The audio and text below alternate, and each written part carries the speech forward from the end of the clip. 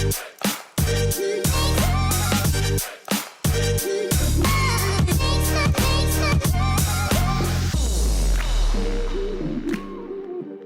everybody and welcome to this week's Motor Trade Radio podcast, brought to you in association with eBay Motors Group. It is Saturday the 8th of May and you're joined by myself, Philip Nothard. And me, Curtis Hutchinson. This is episode 25, season 7 of Motor Trade Radio, bringing you all the chatter that matters. And once again, we've gathered together this week's big car retailing stories across the franchised and independent sectors for you to enjoy all in one place, on demand, on your podcast feed. We do say it quite a bit, don't we, Curtis? But this week... I know what you're going to say. Selecting headlines was such a challenge this week, wasn't there? There's so much gone on. Yeah. Not just, the new car and new LCV figures that have been announced, but obviously financials as well, and announcements from dealers and everything else happening in the sector. And yeah, it's been a busy week for headlines. So get comfy, guys. We've got a jam-packed show this morning. We have indeed, yes. No shortage of stories. Some of them are themed, interestingly enough, so we'll get to those. But a busy old week, and we're actually doing an interview as well this week, which will appear hopefully on your podcast feeds from Wednesday morning, and that's with the Swansway directors, John and Peter Smythe. Yeah, and if anybody knows any of those guys, I'm sure... With Peter, there'll be a fantastic interview, that one. So looking forward to that one. So do keep tuned to when that one's published as well through your podcast feeds. Yeah, and if you'd like to come on the show or have any news or press releases to share with us, then just message Phil and myself on LinkedIn or Twitter, or email us at motortraderadio@yahoo.com. And a shout out to John O'Hanlon at Wayland's, because that's exactly what he did. So, which means that we've got a Wayland's story this week. We have, and John, if you're listening this morning, then it'll be great to get you back onto the show. I know you've been on previously, and just talk us through some of your figures in a little bit more detail and what you're up to with your most recent acquisition, moving away from just Volvo, and maybe just give us a sort of a bit of an insight into how you're sort of seeing the market over the next sort of quarter. Would be great. So get in touch, John. It'll be fantastic to have you on as always. Yes, I want to ask him about multi-franchising again, because I asked him that question a couple of years ago, and he had a glint in his eye because at the time there was soulless Volvo, but as you mentioned, they're now representing Kia. Never say never. I think no. his view is you never know what presents itself. But he did retire as well, so let's not forget that. He's come back in and he's all guns blazing. So we have got, we've got an array of headlines this morning with a theme to most of them as well. But and we'll try and do our best to give you as much insight into them, bit of chat around them, but get you through them as quickly as possible as well. Yeah, and we've also got an exclusive from eBay Motors Group, who have given us early sight of their market view for April. So that's particularly interesting, because that really does track the month as showrooms across the UK started to reopen. But headlines this week: April new car registrations reveal light at the end of the tunnel, says the SMMT, with April van sales hitting a record high. Now, there's some great numbers that we'll be discussing in both the car and van regs, because we're comparing year on year and not like for like. Also in the headlines, we have Cambria experiences car brands tension over showroom COVID measures. Canadian software company Valsoft buys ASE Automotive Solutions. We have Inchcape establishing a 20-site used car retail and fast fit after sales network. And we have more car supermarket news from Trade Centre Group and Car Shop, the Sitner Group. And finally, Genesis it's not just Phil Collins and his bandmates coming to the UK in 2021. So we'll get to that one in at the end of the show. We will do. So, I mean, as I say, you start off with that April result, particularly for the new cars, and as you said there, that reveals a light at the end of the tunnel. So the new car market finished in April at 141,483 registrations, and that was following the reopening of the showrooms from the 5th of April, as we know, in Scotland, and then subsequently across from the 12th of April across the remainder of the UK and Northern Ireland and Wales. So significant result there. I mean, as you said there, looking compared to the same period last year, for April last year, of 4,321. So a significant increase compared to last April's performance. But as we know, we're in the midst of a full lockdown in that period of last year. But what that does take the year to date for 2021 to a 16.2% increase compared to the same period compared to last year. So that puts us at 567,000 compared to 487,000 for that same period. I think, as you say though, Curtis, it's still a drop compared to previous years outside of the COVID. If you look at a normal, 2019 would have been 161,000 registrations, and the average between the year 2000 and the year 2019 is running an average of 161,000, so still slightly behind of where you would expect to be at this time of the year, but as you said, a recovery nonetheless. Yeah, and this has actually prompted the SMMT to reforecast its year-end market. Now, you may recall that the SMMT downgraded its year-end forecast as recently as February down to 1.83 million, but it's now upgraded it to 1.86 million registrations by the end of the year, which, if that does come true, that's actually up 14% on 2020. So signs of confidence there from the SMMT, and some interesting comments from Mike Hawes. He's saying a full recovery for the sector is still some way off, but with showrooms open and consumers able to test drive the latest models, the industry can begin to rebuild. Yeah, I'm just wondering if Mike's been reading the Auto or Focus digital magazine that I produced last month. It's on his bedside table. It must be, because we forecast a 1.86 million new car market for 2021 on a mid-case most likely scenario. I mean, it's semantic. I'm shameless there, but I am quite pleased. In fairness, that we did forecast April to be 145,000 when we published that report as the most likely scenario. So against 141,000, I'll take that. On the months that we are wrong, I won't say anything at all. I'll keep very quiet. But when I am within that sort of 2.5% variance, then I will shout about it. Yeah. I'll take that. But no, on a serious note, you'll hear it first. You'll hear it first on Motor Trade Radio when I am accurate. Yeah, when I'm off, I won't say a thing. Yeah, I'll be quiet. Yeah, definitely. Yeah. But I think one thing you do always look at is obviously the alternative fuel, and again, hot topic at the minute, and interestingly, we've got a little bit on EV with the Hyundai Genesis at the end of the today's show, but again, starting to see that growth around EV and alternative fuel sector, aren't we, through the new car registrations? Yeah, and the stat that particularly interested me was diesel. Now, we've been tracking the decline of diesel for the last, I guess, 3 years or so, but in April, the market share of diesel dropped down to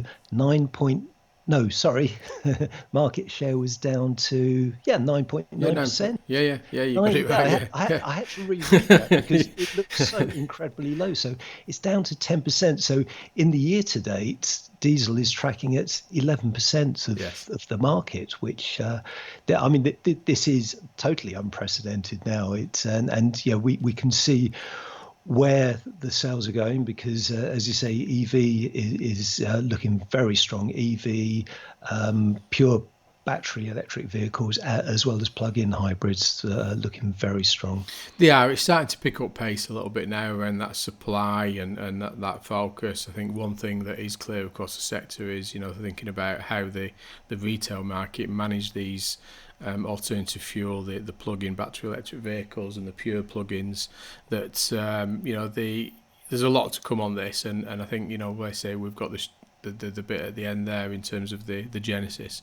Just before we move on to the vans, because you were talking a little bit about the vans, just to give you a little bit of context about what's happening across Europe and where the UK is sat against some of our European partners. So in Germany, they finished on 229,000 registrations against 120,000 in March or in April of last year. So obviously they were significantly higher than us last year.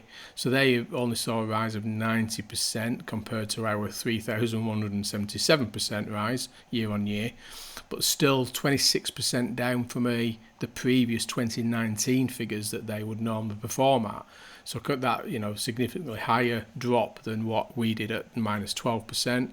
Spain, 78,000 registrations against 4,100 last year, but against 119 in 2019. Portugal still struggling a little bit there with only 14,800 registrations. France, 140,000 registrations, so they were up 569%, but down 25% compared to the 188,000 they did in 2019. And Italy, still struggling a little bit, 145,000, so similar to us, increased just over 3,000% year on year, and only down 17% compared to 2019. So Italy sort of performing very similar to the UK, but Germany obviously fared better last year compared to the rest of the European markets. And pretty soon we'll be able to visit some of those countries, won't we? You hope, yeah. Well, we'll know sort of shortly, won't we? I mean, recording. We will. Yes. So moving on. Yeah. Vans. So moving on to Business Van, and I think it's their debut on the show. So welcome to the podcast, Business Van. The headline is April van sales hit a record high. So the LCV markets over the course of April saw 30,440 new vans registered, and that's the highest ever total for the month since records began. So registrations are actually up 23.2% on a 5-year average, according to the SMMT. So this is really welcome news for the van market. It is, and I think if the ones listening to the show this morning that operate within that LCV sector, I think they could have gone significantly higher if there was supply available. I think the reports across the network at the minute is still there is a significant starvation of supply in the new van market, with lead times up to 12 months for some vans. So they are Which is, I mean, that's just astonishing, isn't it? That's never ever happened before. Yeah, I mean, and the difficulty is, and you know, we talk about the strength of the used van market. That what's happening is, you know, when you're going to purchase a van and it's for the business and it's to do, you know, that you can't wait for 12 months. You can't wait 3-6 months in most cases. You need a van and it's there to earn an income. So that's where they revert into used LCVs, because it's a tool for the job, and that's helping to drive that used van price at the minute, which is still holding very strong across the sector. Yeah, and the new van sector is currently back to 2019 registration levels, and it's really supported by that growth in large vans. So year to date, 127,796 vans have been registered so far. Yeah, significant growth. Yeah. So moving on to, we mentioned it at the start of the show, and thanks to John for sending the financials across, and we've got the story here in AM Online, and it's Wayland's automotive financial results reveal 150% profit growth in COVID hit 2020. So again, John there demonstrating the strength of his business with that significant growth in activity, and obviously talking about his Volvo dealerships, which we know now he's gone outside of pure Volvo, but demonstrating significant growth there. Yeah, and this is for the 12 months ending December 2020. So revenues rose to 89 million during that period, as profit before tax rose from 500,000 in 2019 to 1.25 million. So, impressive growth there. And although it delivered a cautious outlook for the remainder of this year, 2021, in its annual results report, the group also outpaced the market in terms of sales, while delivering an improvement in return on sales from 0.6% to 1.4%. And it's also probably worth remembering at this point that Wayland's only launched as a group as recently as 2017. Wow. So these figures are really a testament to the hard work there of John and the team. It's incredible. They are, yeah. I mean, they're very active, working very hard as a group, and hopefully John's listening to the show this morning, and we can get John on and get an interview, and he can talk into a little bit more detail around these results and how he managed to get these results through, a majority pandemic through 2020, because that is, like you say, the full financial years for 2020. So again, get a view of what he thinks for the remainder of 2021. And you know what, the stat that really caught my eye was that in 2020, Wayland sold just 3 cars less than it did in 2019. So that's 1,030 cars versus 1,033. So well done there. Take that one, yeah. It's not bad. So moving on, and again, we've interviewed Mark Lavery on the show previously, and there's the headline is, again sticking with AM, that Cambria experiences car brands tension over showroom COVID measures, and this is Mark sort of having a bit of not a dig at the manufacturers, I suppose, his brand partners, but pushing back a little bit that it's still under extreme measures at the minute in terms of protecting his colleagues and his customers, and that there is still social distancing in place, etc., across some of his brands within Cambria.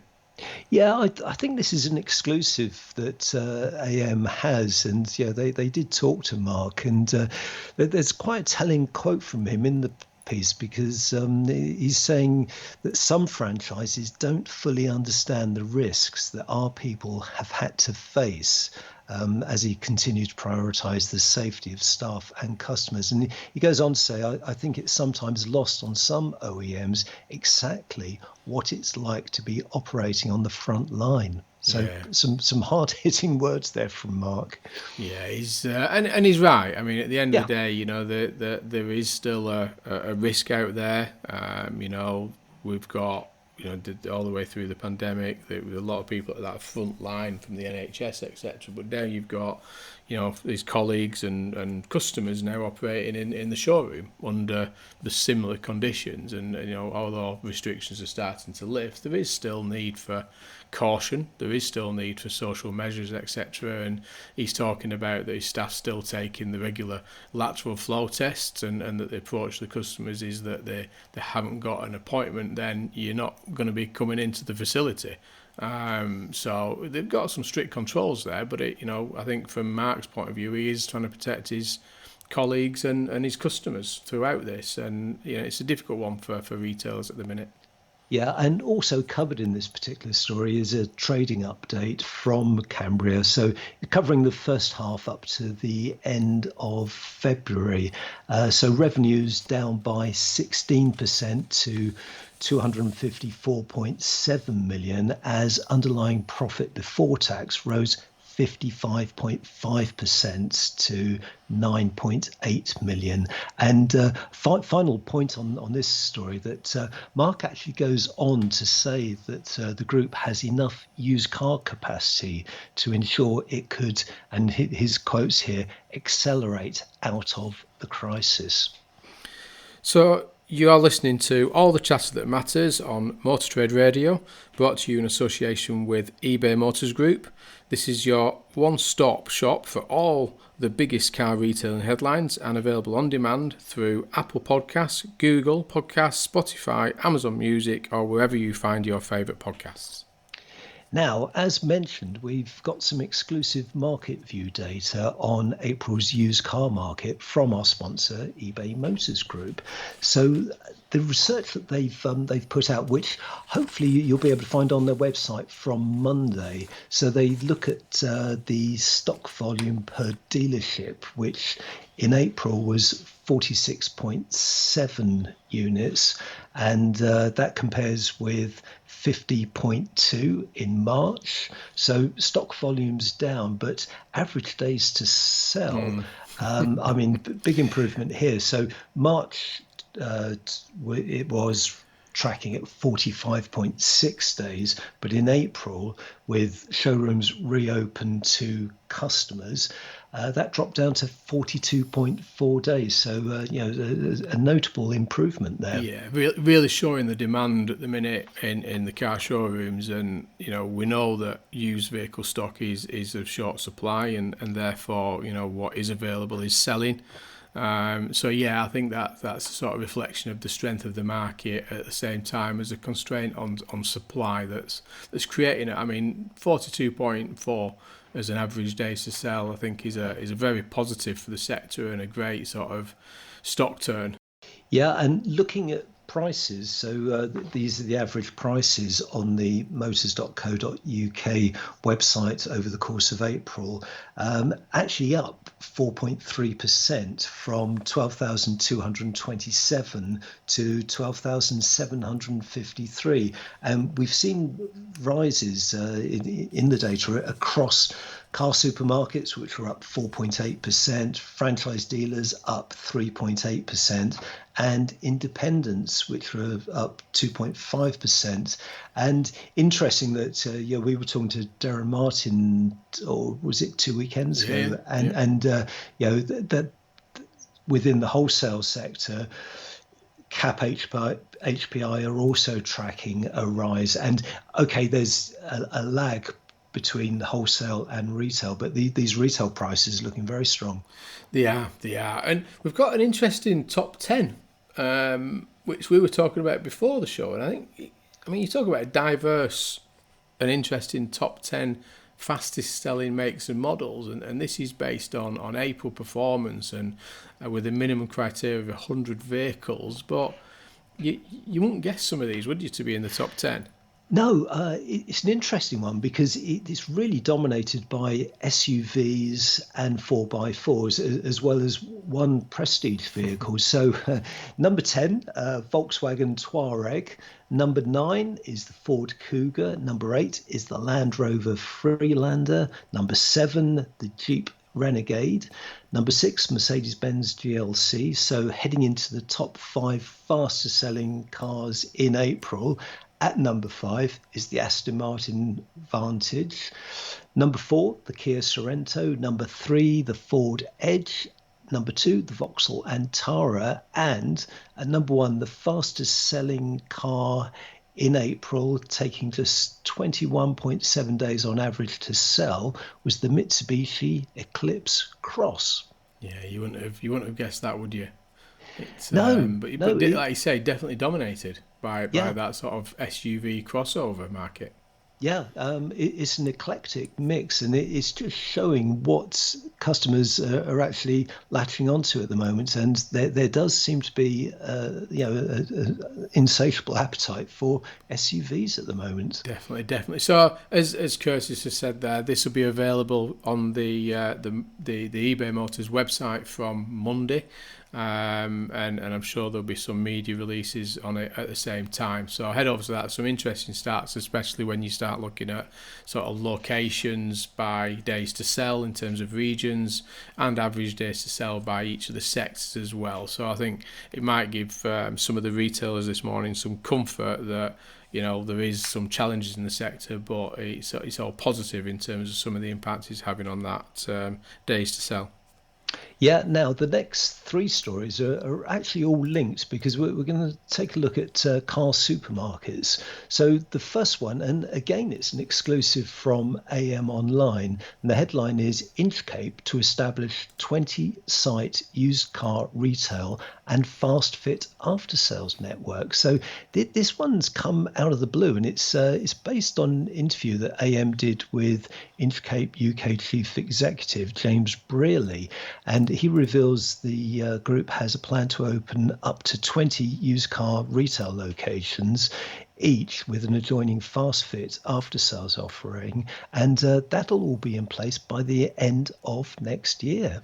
Yeah, and as you say, quite an interesting one. This one because obviously all the rumours about Inchcape, focusing on their distribution arm of the business, and obviously we've seen some restructuring with some of their brand partners through the last few years, and the rumours that they're possibly exiting the UK retail network. But actually, it looks like, and I think the story does intimate, that they've been a little bit busy behind the scenes setting this up, with these 6, like you say, locations there, in Cheltenham, Derby, Shrewsbury, Bolton on Trent, and Bolton and York as well. So again, a little bit of activity going on there. Yeah, and it's been fairly quietly done because James really goes on to say that the process actually started 18 months ago when the first centres were opened, and it's clearly a statement of intent here, and one to watch because this is the future direction. These are the future plans, and we're seeing Inchcape really consolidating here. Yeah, and they make a point as well that unlike online retail disruptors such as Kazoo, Cinch, and Kazam, that James did say that the new sites could be located in and around Inchcape's existing franchise dealerships in a bid to dominate locality. So he's obviously trying to not focus on the nationwide coverage, but actually support that retail model, with the online capabilities. So quite an interesting view that from James on what he's doing. Yeah, and he goes on to say that each site will be targeted to sell around 100 cars per month, from a low cost base. So this is a fascinating one to watch, especially as over recent months we've been tracking some of the developments at some of the other franchise groups like Peter Vardy. They recently launched a used car operation, JCT 600. We talked about that a couple of weeks ago, and we know that Pendragon looked at this a few years ago and have revamped their offering. So a lot of activity there, and in fact we'll get on to one of the other franchise groups in a minute. Yeah. So like I say, they're moving on there with Trade Centre, and again showing this continued investment, particularly in used cars and supermarkets within the UK predominantly, but obviously Trade Centre Group opens Rotherham supermarket. So they obviously recently bought the site over in Rochdale, which was an ex B&Q site there, and this one is an ex Homebase site over in Rotherham there. So I think we were talking before the show here that the ex Homebase store would stock up to 1,200 cars on site. Yeah, it's a sizable location, that, and this I think will be the fourth trade centre location in England because, of course, the group started in Wales as Trade Centre Wales, so it has two outlets in Wales and the rest in England now. Yeah, so as you say there, they've got the two operations in West Midlands at Coventry and Wednesbury there, and then, as I said earlier, the Rochdale and now the Rotherham store actually takes them, as you say there, Curtis, to more sites in England than they have in Wales now. So 4-1 there. But again, showing that they still continue to invest, still continuing to grow, and obviously this one's fairly quick after the Rochdale one, isn't it? It wasn't long ago the Rochdale acquisition opening. No, and there's a tease at the end of the story saying that the group has actually secured another site with direct frontage to one of the busiest stretches of motorway in the UK. So we'll no doubt find out shortly where that is. It must be near me, because that M62 near me is pretty busy in the morning, but we'll see. I'm sure everybody's thinking the same. So sticking with car supermarkets, and this is again a different one from Car Shop, and they're opening what is described as a new carless car shop. And this is a story in Motor Trade News, and this is more about the sort of the click and collect, and the actual, it says choose and collect inside is the branding on the side of the location on the imagery there. So again, sort of looking at the slightly different ways of today's consumer behaviours, giving them a physical location, but that's more about the you decide what you want, and then you go down and you view it and finalise the transaction by the looks of it. Yeah, so interesting development here from Sytner. So the Car Shop brand is well established, and interesting photograph, because it looks a sizable premises, but as you say, it's really for collections and part exchange valuations, and it'll be interesting to see how Car Shop rolls this out to other locations over the coming months. Yeah, so it is like you say there. It is. I mean, they're talking about completely carless from obviously a shopping perspective, but obviously the customer facilities and a vehicle collection point, but none of the large forecourts or showrooms that you would associate with a business such as Car Shop. So again, looking at the ways now, this buying online and but still needing some human interaction, and possibly where the customer wants to go down and see the car before it's actually either delivered to their house or they drive away from that location there. So trying to work with this sort of hybrid model, aren't they, as they move forward. So again, I suspect we're going to see more of these from people like Car Shop.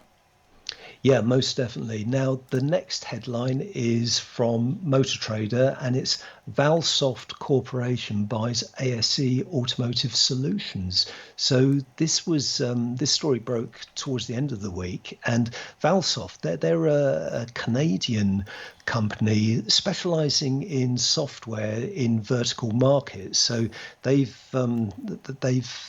acquired ASE, and this gives them a foothold in the UK and beyond, because ASE is a sort of truly global business now. And for listeners who will probably be aware of ASE, it was launched back in the 60s, actually, by Trevor Jones, and over more recent years has been run by his sons Mike Jones and Rob Jones, and it's a business that has grown exponentially over recent years.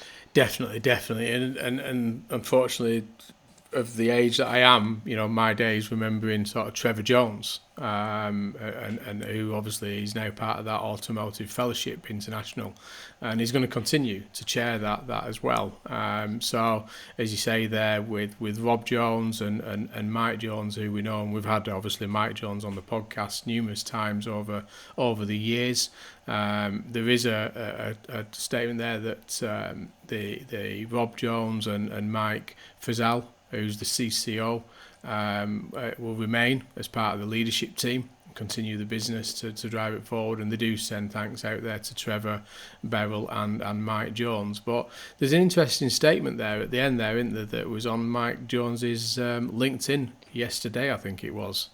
Yeah, so Mike says that very excited to announce the acquisition of ASE PLC by Valsoft Corporation. It's been an amazing 20 years. I am very proud with what we achieved with ASE and look forward to seeing it prosper as part of Valsoft. Now I've decided to take the opportunity to begin a new chapter within the fascinating, ever-changing world of automotive retail. ... So, Mike, you must come on sometime and tell us what your plans are. So, this is good news, and I know the guys there really well. And in fact, I first met Trevor.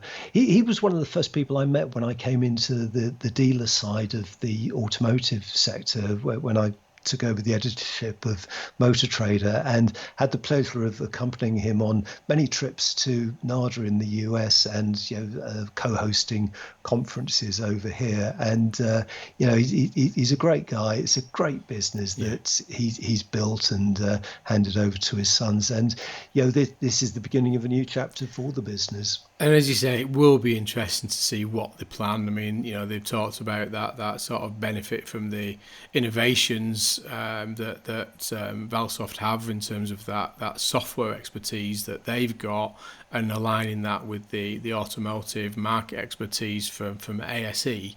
And obviously what they've said is that they're going to continue planning to invest heavily in that space in the future. So I think this is one to watch very closely and to see what comes from that.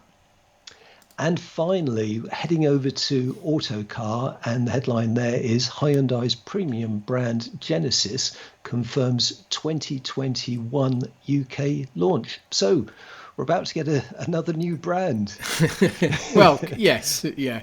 I suppose it's an interesting one, isn't it? And it's all about EV. We know that. This is the Genesis is the Hyundai sort of side of the EV part of the business predominantly, but obviously trying to raise it in terms of its premium side of Hyundai there, and that it's European expansion, with obviously it's beginning in the UK, Germany and Switzerland, and they're all the I say no, it's a G class then, that would be totally wrong, wouldn't it? But G models, so the G80, the GV80, which is the large SUV, with the electrified G80, they're talking about obviously a dual motor, 365 brake horsepower train, and the first model due to reach its customers. So again, interesting proposition, and I know you at the start of when we pre-recorded, the direct link was thinking about the Infiniti. With obviously that as a premium breakaway brand. It was the closest analogy I could think of, because Nissan launched Infiniti into Europe and it never really took off, and they pulled out of Europe a couple of years ago. But it was their premium brand. It was following on what Toyota had successfully done with Lexus. So it's interesting to see Hyundai looking at this market as well. And part of the proposition will be European specific cars that are aimed at the European market, and it's an online proposition as well. So these cars will be sold online, but over and above that, we don't know precisely when it's launching, how it's launching, prices or anything like that. So certainly an interesting one to look out for. Yeah, and as you say, I mean, it is, although the closest one you can think of is probably Infiniti, but the fact that they're doing it online removes some of the cost base and aligns to some of the other propositions, such as Polestar probably is the main one that does spring to mind in terms of that sort of Volvo EV side of the business there. And we do know that this week as well, NIO, who is a Chinese EV brand, they've announced that they're now coming into Europe with head offices over in Munich there. No clear identification whether they're entering the UK or not yet.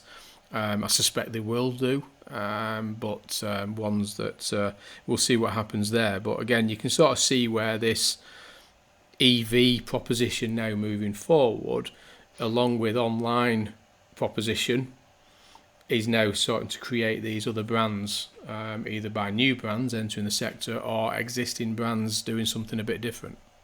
Yeah, and also for older listeners, as I alluded to at the top of the show, the other Genesis is also coming to the UK next year with Phil Collins back in front of the microphone. Oh, is it? Probably not on the drum stool, because he has back problems now, but they're back.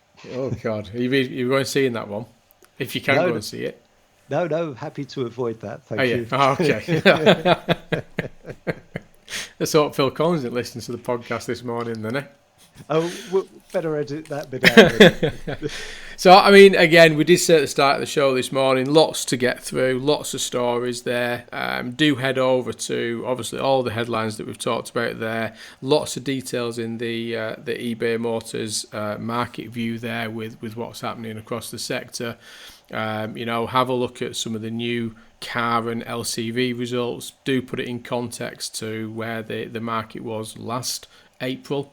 During the pandemic, but positively there is activity, there's investment, there's growth, there's acquisitions, there's all things going on. So it feels like the market is getting back to some kind of normality, Curtis. It does, yeah, without actually using the term green shoots, but we're in a better position certainly now than we were this time last year. So that is cause for celebration. But that's all for now. You've been listening to the weekly Motor Trade Radio podcast, brought to you in association with eBay Motors Group. Thanks for joining us for all the chatter that matters. And as we mentioned earlier, do watch out for our special Swansway Group interview on Wednesday, which should pop up in your podcast feed. Philip and I are back again next weekend with the week's headlines. Until then, it's goodbye from me. And it's goodbye from him.